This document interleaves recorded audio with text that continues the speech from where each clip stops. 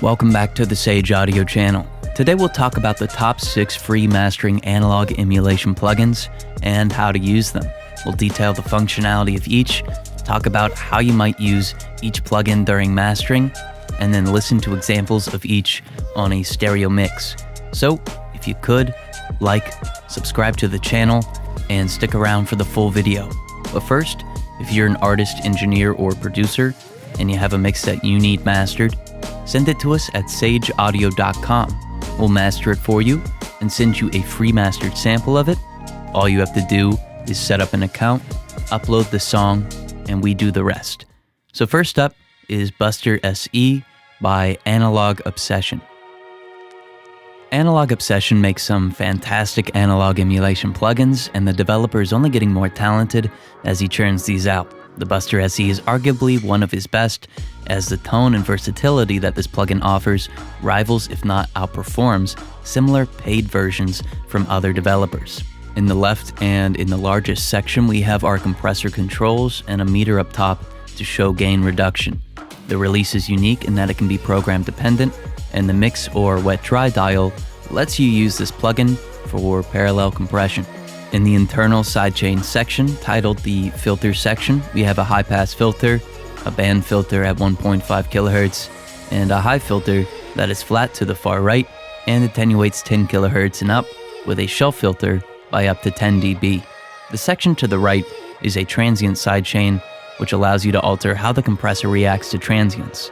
The tilt filter adjusts the relationship between the low and high frequencies, and the boost dial causes the compressor to become more sensitive to transients. In the middle of these two filters, you can engage the external sidechain. This doesn't interrupt the processing caused by the transient or filter sections. Up top, we have a bypass for the full plugin, titled Main, and a bypass for the turbo modulation, which allows for the full signal to be compressed. Also, we have a bypass for the X-Former function, which affects the plugin's timbre. Now, it should be noted that when these buttons are highlighted, the function is on. Let's take a listen to the plugin. I know that you're not looking for somebody, but let me be the one tonight. Don't need to suffer through some heartache. Just let me be the one tonight. Be the one tonight.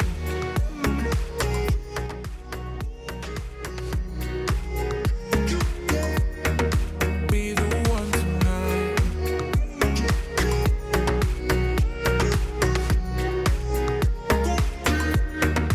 Be the one tonight. Up next, we have FET Snap by Analog Obsession. FET Snap is a transient shaper that, when used very subtly, can work well on a master. Granted, this plugin was designed to expand the transients of a drum bus or maybe an individual snare. However, if your track is too compressed or the drums are getting lost, a plugin like this one can help a lot. On the left side is the wet-dry.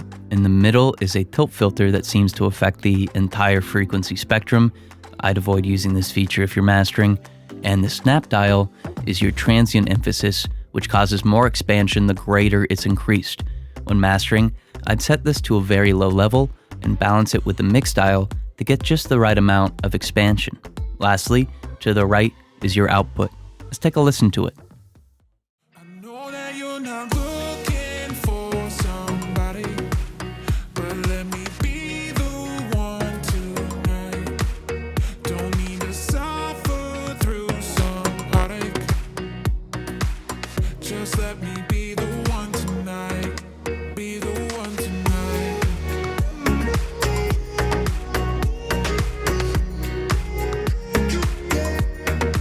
Be the one tonight.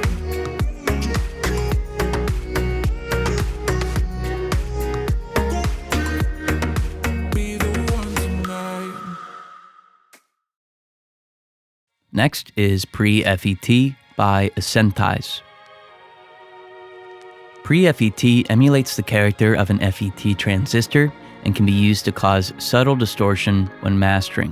What makes this plugin unique and great for mastering is the fact that the distortion is program dependent, meaning that the amount of distortion applied varies on the frequency and amplitude of the incoming signal. The controls are simple.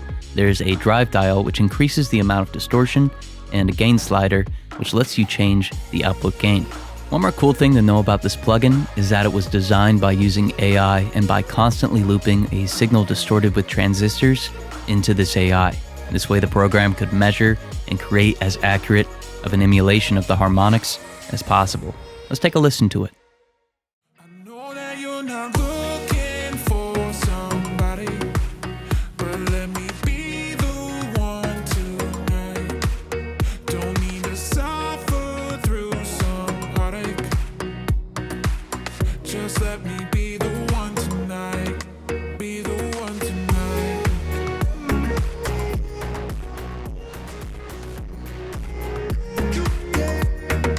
Be the one tonight.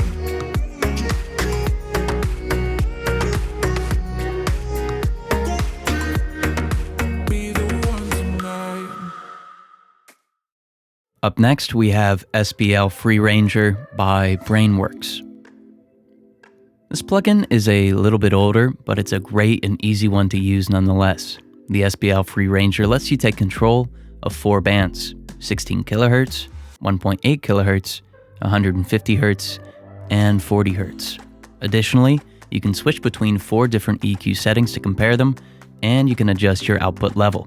Although the 4 bands doesn't seem like it would be enough when you're mastering, if you use this plugin for subtle changes that shape the sound and not for surgical equalization, it's gonna work well. Let's take a listen to it. I know that you're not looking for somebody, but let me be the one tonight. Don't need to suffer through some heartache. Just let me be the one tonight. Be the one tonight.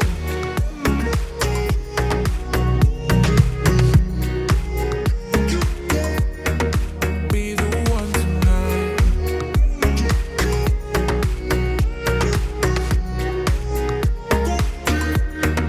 Be the one tonight.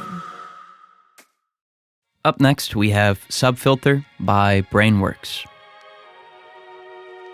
If you're having trouble getting your kick and sub to come through a dense mix, or maybe your master is sounding thin and lacking the texture needed for a low frequency range, try the subfilter. The settings are easy to understand. Tight Punch introduces a high pass filter with a resonance filter at the cutoff. The amplitude of that resonance filter can be attenuated between low, high, and extreme. Lastly, Low End introduces a parallel bandpass filter above the cutoff to amplify those frequencies. This dial affects the bandpass filter in dB. If you're mastering, keep these settings low since it really doesn't take much to change the signal. Furthermore, keep the relationship between the tight punch and low end functions in mind, since the frequency that you set for the tight punch will determine the frequencies of the bandpass filter. One more thing, I'd recommend lowering the amplitude of the low end dial to compensate for how aggressive the resonance filter is. Otherwise, the effect might be too aggressive. Let's take a listen to it. I know that you're not looking for somebody, but let me be the one tonight. Don't need to suffer through some heartache. Just let me be the one tonight. Be the one tonight.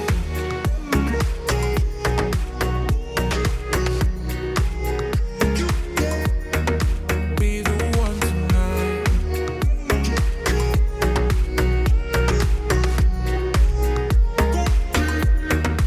Be the one tonight. Last up, we have the Nevo filter by Alicia. The Nevo filter is somewhat deceptive. At first glance, it seems like it's an incredibly basic plugin. However, the controls are intertwined in a way that isn't obvious. Essentially, the plugin is a tilt filter with which you can quickly alter the relationship of the low and high frequency spectrum. The EQ gain dial on the left is the gain of the high or low frequencies, and the EQ frequency dial on the right is the point at which the tilt begins. Additionally, the 10x button multiplies the value of the dial on the right by that number, drastically changing where this tilt begins. Now, all of this seems simple enough, but when we observe the curves that this plugin makes, we can begin to see that the tilt isn't as simple as we imagined. The curvature of the filter is more hyperbolic than linear, which has a huge impact on the timbre of the track. Although it's visually one of the simplest plugins on this list, the workings behind it have the greatest potential to aid or impair the quality of your master. That said, be careful how you use this plugin. Let's take a listen to it. I know that you're not looking for somebody, but let me be the one tonight. Don't need to suffer through some heartache. Just let me be the one tonight. Be the one tonight.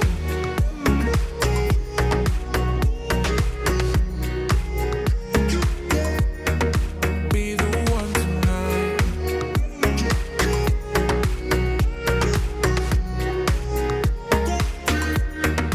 Be the one tonight. So, these are our picks for the top 6 free mastering analog emulation plugins, but what do you think? Are there some free plugins that you know about which we didn't mention here? Let us know in the comment section below. Also, if you're an artist or an engineer, send us one of your mixes at sageaudio.com. We'll master it for you and send you a free mastered sample. All you have to do is set up an account, upload the song, and we do the rest. But thank you so much for watching. We really hope you enjoyed it. If you did, please like and share this video with your friends. This way we know if you'd like to see more videos like this one. Also, you can subscribe to the channel. We release 3 to 4 new videos every week, and subscribing is the best way to stay up to date. There's a comment section where you can leave your thoughts on this video, or you can make a suggestion for a future video. And again, if you're an artist or an engineer, and you have a mix that you need mastered, send it to us at sageaudio.com. We'll master it for you and send you a free mastered sample. Thank you so much for watching. We'll see you in the next video.